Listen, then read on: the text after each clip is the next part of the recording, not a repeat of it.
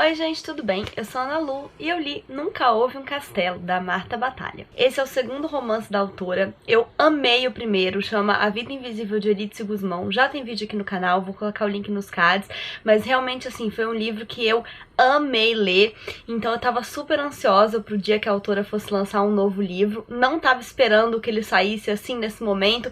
Quando eu entrei na livraria e dei de cara com esse livro, eu fiquei obcecada. Eu falei, eu tenho que ler esse livro logo. E esse livro foi lançado, se eu não me engano, no final de março desse ano, e eu li agora no mês de abril, e então hoje a gente vai conversar um pouquinho sobre ele. Bom, para começo de conversa, assim, eu acho que esse livro, ele é um bom serviço para os fãs da autora, porque ele traz uma versatilidade, ele faz uma coisa diferente, ele tem uma proposta de história diferente, ela em alguns momentos até beija, assim, o realismo fantástico. Eu acho que a primeira parte do livro, assim, pra mim é muito Marta meets Gabo, sabe?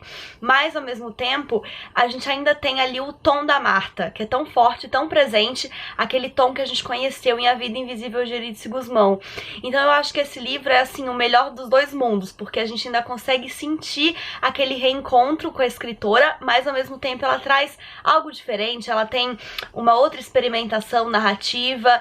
Então assim, eu acho que foi um segundo trabalho muito bom, porque reuniu esses dois elementos. Bom, dessa vez ela reuniu pegar alguns fatos verdadeiros, juntar com ficção e, como eu falei, ainda colocar ali um dedinho de realismo fantástico. A primeira parte do livro, até assim na sinopse atrás do livro diz que ele tem uma cara de fábula, e é muito assim mesmo. Eu falei que parece com Gabriel Garcia Marques porque parece uma coisa meio surreal, meio encantada. E na segunda parte do livro a gente volta pra algo mais, assim, mais palpável, mais vida real mesmo. E por que que eu falei, né, que ela escolhe juntar fatos verdadeiros? Porque aqui nesse livro ela se propõe a narrar uma história que começa com a fundação de Ipanema, do bairro de Ipanema, no Rio de Janeiro.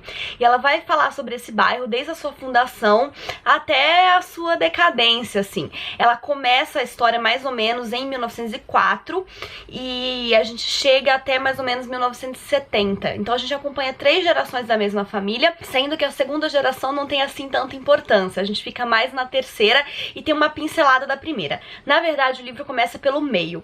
A primeira cena do livro, a gente tem a Estela chorando na cama em 1968. E daí o narrador conta pra gente que a Estela só tava chorando em 1968 porque lá nos idos de 1900 e bolinha, o Johan e a Brigitte se conheceram. E quem é o Johan e a Brigitte? Eles são um casal sueco, né? Eles moram lá na Suécia e essas pessoas existem de fato. O Johan vem ser cônsul da Suécia aqui no Brasil, e isso também é real.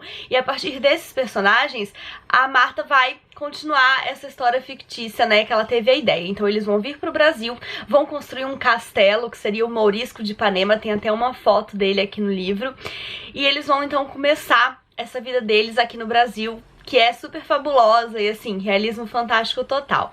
E aí, então, a gente passa rapidamente pela segunda geração, pelos filhos do casal, que são 3, e, inclusive, a gente conhece mais uma personalidade aí, que é uma personalidade que existe, que é a Laura Alvim. Tem até uma casa de cultura, se eu não me engano, com o nome dela no Rio de Janeiro, e aqui no livro ela também é uma atriz, e ela vai encantar os 3 filhos do Johan e da Brigitte e mais todos os outros meninos ali do bairro. Como eu falei, essa segunda geração a gente tem pouco contato com ela. 2 dos filhos do Johan e da Brigitte vão tomar rumos muito diferentes na vida, e o que sobra deles, né, o Nils, vai se casar e vai ter um filho, o Tavinho. E o Tavinho é o centro da terceira geração, que é a que a gente acompanha por mais tempo no livro. Então o Tavinho, ele é casado com a Estela, e os dois levam uma vida, assim, muito clássica, classe média brasileira, sabe? E esse é um assunto que a Marta discute, assim, com maestria, porque a gente já pôde acompanhar em A Vida Invisível de Eurídice Gusmão a capacidade dessa mulher de retratar o cotidiano e ainda assim falar de tanta coisa, né? Então aqui a gente vai ter esse núcleo principal, que vai ser uma clássica família de classe média brasileira, que vai fazer a gente rir da nossa própria cara, porque é tudo muito real e muito palpável. Aqui ela vai falar das hipocrisias, dos ideais de felicidade que na verdade são super frágeis, super fracos. Ela vai falar dessas estruturas totalmente frágeis da classe média. A gente vai ter aqui, mais uma vez, assim como em Eurídice, a figura de uma empregada que praticamente manda na casa, mas ainda assim é uma mulher que sempre vai ser quase da família, mas nunca vai ser de fato, e que vai ser invisibilizada. E além de tudo isso, né, dentro desse cotidiano, enquanto a gente acompanha esses personagens, a Marta vai propor muitas outras discussões. Ela vai traçar um panorama do que está acontecendo no país nessa época. Repito, em que ano estamos? 1968. Então ela vai falar da ditadura no Brasil, ela vai falar de uma busca pela liberdade sexual, ela vai falar dos embriões do discurso feminista que estão chegando aqui no Brasil, principalmente através da Estela, né, que é essa mãe de família de classe média, essa esposa que controla uma casa como controla um navio e tem a sua empregada, mas que não sabe se aquilo é tudo que ela queria e tá começando a pensar em outras coisas, tá começando a descobrir porque o discurso do feminismo tá começando a chegar. E a gente tem também o início da epidemia de AIDS no Brasil. Tudo isso vai acontecer fora da casa deles, mas vai respingar ali dentro, porque uma época sempre acaba marcando as pessoas que vivem nela, né? As pessoas que vivem acabam sendo, cada uma delas,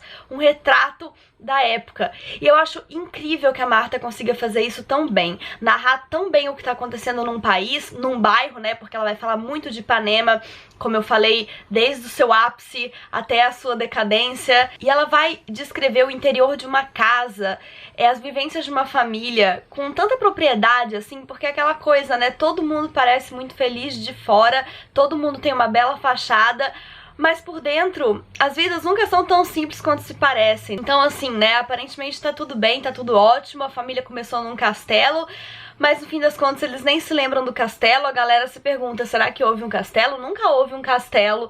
E a Estela tá chorando na cama, sabe? Enfim, eu acho genial o trabalho da Marta. Eu sei que já tô parecendo uma puxa-saco, mas pra mim esse livro consagrou ela enquanto escritora e eu já quero ler tudo que ela escreveu. Eu fiquei muito feliz quando eu fui pesquisar sobre ela e descobri que já tem um outro livro em andamento. Eu espero que ela continue nos presenteando com a sua literatura por muitos e muitos anos. E é isso então, gente. Espero que vocês tenham gostado do vídeo. Não esqueçam de se inscrever no canal se ainda não forem inscritos, dá um joinha se curtiu, leiam esse livro, leiam A Vida Invisível de Eurídice Gusmão. Eu acho que a Marta tem que ser muito mais conhecida do que ela é. Um beijo e até a próxima. Tchau!